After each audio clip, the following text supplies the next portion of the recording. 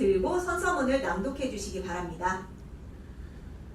선서. 나는 대한민국 공무원으로서 헌법과 법령을 준수하고 국가를 수호하며 국민에 대한 봉사자로서의 임무를 성실히 수행할 것을 엄숙히 선서합니다.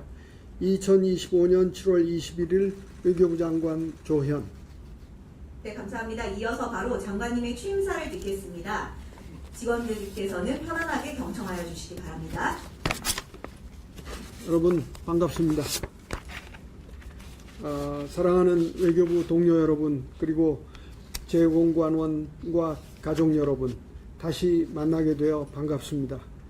위대한 우리 국민이 민주주의에 대한 신념을 가지고 탄생시킨 이재명 정부가 출범한 지 벌써 한 달여 지났습니다.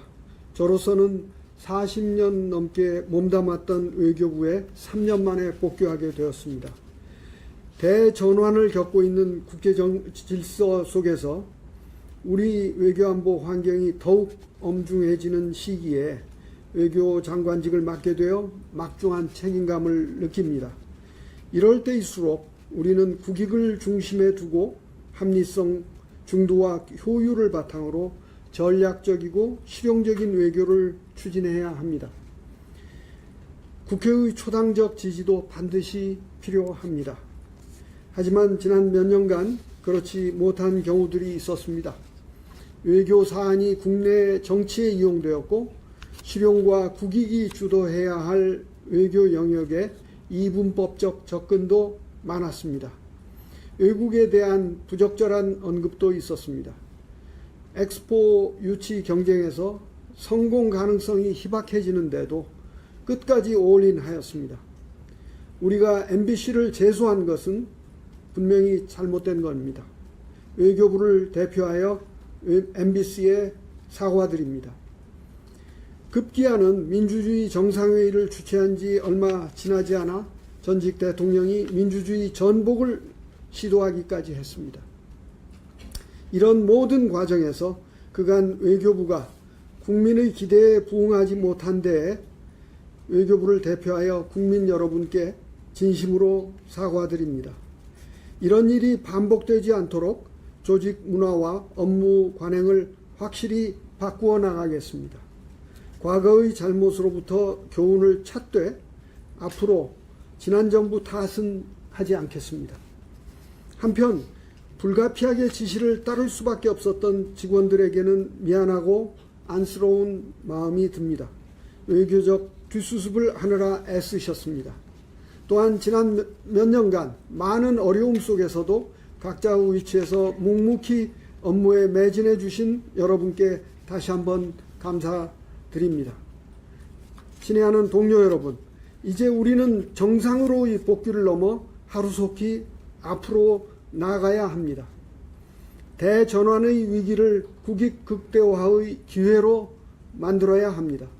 그러기 위해서는 무엇보다도 급변하는 국제정치 현실을 냉정히 판단하고 대통령께서 강조하신 국익 중심의 실용 외교를 구현해야 합니다. 먼저 지정학적 불안정과 긴장이 심화되는 이 시기에 한반도의 평화를 정착시키는 것이 최우선입니다. 이를 위해 한미 간 긴밀한 공조하에 한반도에서 긴장을 완화하고 북한과 대화의 길을 만들어야 합니다. 단계적 실용적 접근법을 통해 한반도 평화와 북핵 문제 해결에 실질적 진전을 이루어내야 합니다. 주요 주변국과의 관계를 발전시켜 나가는 한편 외교 다변화도 결코 소홀히 할 수 없습니다. 심화하는 미중 전략 경쟁 속에서 우리 안보와 평화, 번영을 위한 전략적 지평 확대는 더 이상 선택이 아닙니다. 또한 당면한 경제안보 통상위기를 극복할 뿐 아니라 미래를 위한 지속 가능한 발전의 토대를 만드는 것도 중요합니다. 특히 안보, 경제, 과학기술의 3대 축이 연동된 새로운 국제 정치 경제 질서에서는 우리의 업무 체계와 인식의 틀에 깊이 자리 잡은 정무와 경제 간 칸막이를 허물어야 합니다. 아울러 외교부도 국민의 생명과 안전을 지키고 민생에 기여하는 기관으로서의 역할을 강화해야 합니다. 재외국민에 대해 보다 촘촘한 안전망을 구축하고 편익을 증진하면서 동포사회와 연대를 강화하는 과제가 바로 그것입니다. 그런데 이 모든 과제를 이행하기 위해서는 우리의 총체적 외교 역량이 뒷받침되어야 합니다. 외교 역량은 1차적으로 여러분 개개인으로부터 나옵니다. 따라서 저는 직원 모두가 전문성과 역량을 키우고 조직 문화를 개선할 수 있도록 외교 체제의 혁신에 특별히 더 신경을 쓸 것입니다. 갓 입부한 직원부터 장기 해외 근무자까지 모두에게 교육 훈련의 기회를 늘리겠습니다.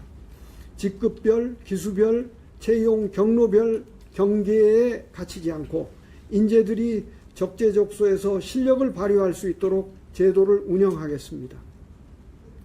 직급이나 직위와 무관하게 본인의 의견을 자유롭게 개진할 수 있도록 개방적이고 수평적인 조직 문화를 장려하겠습니다.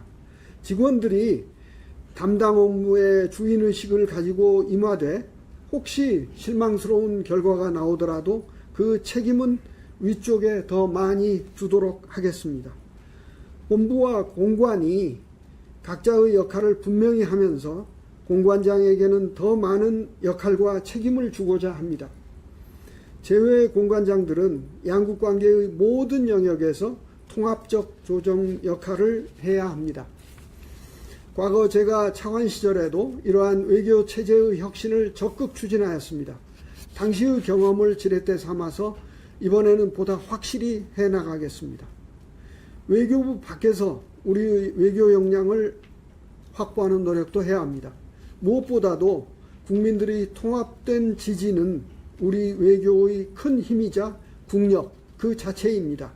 저는 인사청문회에서 향후 외교정책을 구상하고 추진하면서 민의 전당인 국회와 긴밀히 소통하고 협의하겠다고 약속하였습니다.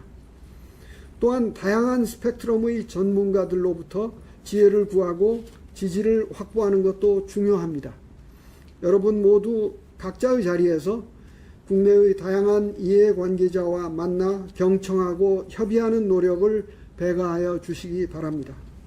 사랑하는 동료 여러분, 저는 지난 3년간 청년층을 상대로 강의와 강연을 좀 많이 했습니다. 오늘 이 자리에 제 강의를 들었던 분도 있습니다. 제가 학생들에게 자주 언급했던 3가지를 소개하고 싶습니다. 첫째, 격식보다는 실질적인 내용을 우선시해 주십시오. 꼭 필요하지 않은 문서, 절차, 격식은 줄입시다.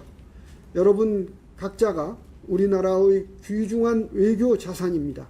시간과 자원을 효율적으로 쓰면서 거시적이고 전략적 사고를 기르는 데 힘을 쓰시기 바랍니다. 둘째, 독립적인 사고의 주체로서 자신의 의견을 적극 밝혀주십시오.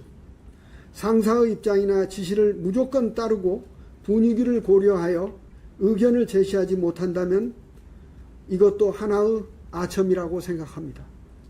셋째, 과학적 지식을 가까이 하고 자기의 이성적 판단을 믿으십시오. 21세기 첨단 과학기술 강국의 외교관에게는 데이터와 정보에 기초한 분석적이고 합리적인 태도가 필수입니다.